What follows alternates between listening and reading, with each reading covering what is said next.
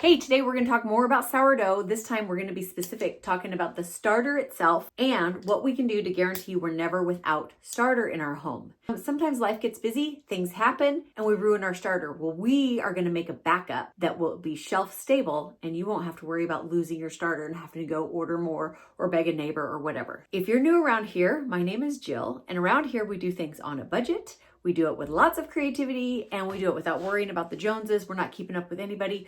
We're more concerned with function over aesthetics and creating a life that we love. Today, let's talk about what happens when we ignore our starter so long and it's sitting on the counter and not in the fridge, and it gets like a kind of a pinkish, stinky stuff on top. Ask me how I know.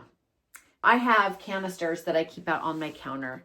And unfortunately, my starter that I was given, I tucked it back in with my canisters and it kind of blended in, out of sight, out of mind. And by the time I got caught up with the idea that I hadn't been feeding my starter, where'd it go? It's not in the fridge. It got to a point where I didn't trust it anymore. It kind of had a pink film thing on top and it stunk. Let's be honest. So there's lots of people that would say you can't hardly kill these things, but you know what? I tried to revive it. I tried to skim that off and try to revive it, and I just couldn't do it. I had to go back to my friend and ask her for another starter after she already generously gave me one. Today we are going to dehydrate our starter to ensure that if that ever happens, or if something ever happens, or if we want to gift some to a friend, maybe mail it to a friend, we can do that. It's very simple, a lot simpler than you think. So today we are going to learn about how to dehydrate our mature starter. And it's simple. It requires absolutely zero tools, just time. That's it. Rehydrating it, we can go over that as well. It is also no cost, no special tools, just time. But it does take longer to rehydrate than it does to hydrate. So if you do dehydrate your starter and then hope to one day just whip it out and bake bread one day, it's going to take you a few days to get it back up to peak. But just keep that in mind. If you need it, it's going to take a few days to get it back up and going again. So I have here a cookie sheet. I have it covered in parchment paper just so that this will not stick. I have a very well-fed starter.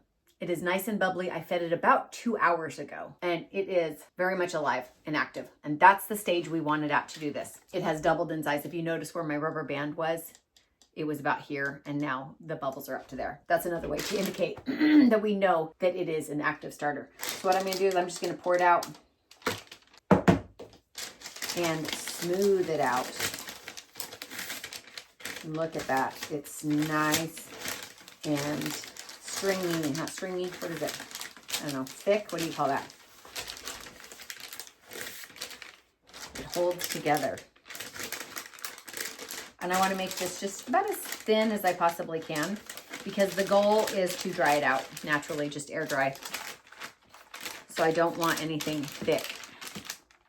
And I made sure to have overlap on my parchment just in case it doesn't roll off the edge of the parchment. I don't want to lose any of my precious starter.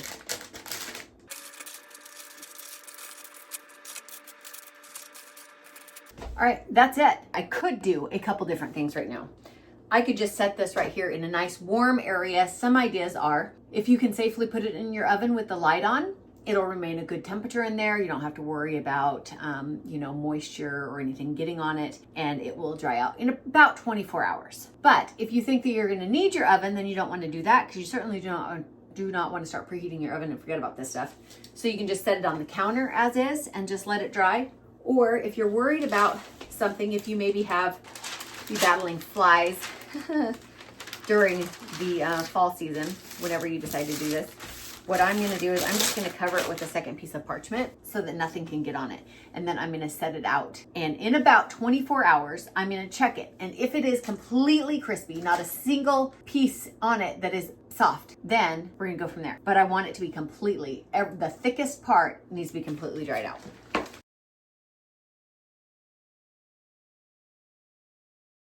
Hi, all right, so we're back. Let's get this sourdough thing going. Can you see that?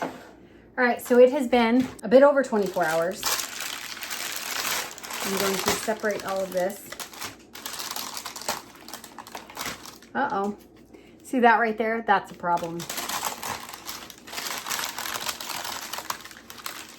I can't put that in my jar with even that much moisture on it. It needs to be completely dried. So This is going to need to take a little bit longer.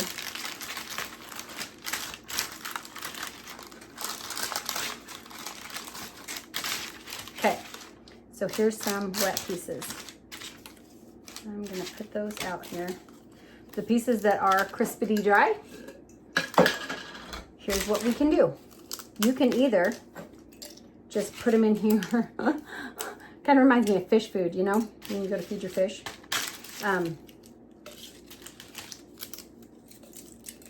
Or you can put them in a clean spice grinder or in a magic bullet or any of that stuff and turn it into a powder. Doesn't matter. And I may just put it in here for now and then grind it all up later. Oh, yeah, that's quite gooey. So that was very thick, those parts and pieces. So that right there, see that? It doesn't crunch. That's not okay. But it's not a loss. We're just going to keep it going. I'm just going to pick out the good stuff, the stuff that's ready. But I don't want to put a single piece in here that is not ready, because then it'll mold and we'll ruin the whole batch. And we don't want that.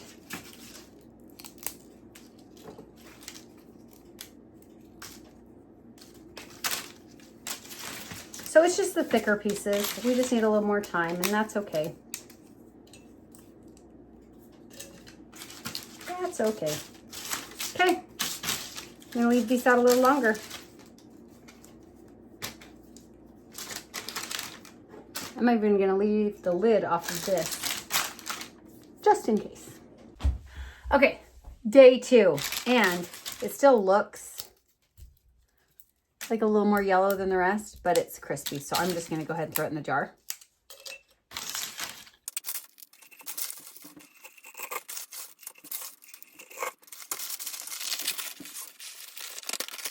This dehydrated starter can now be stored in your pantry for months or years. There's even ancient Egyptian starter that's been rehydrated after 5,000 years. I'll put out another video to teach you how to do that rehydration, so stay tuned for that.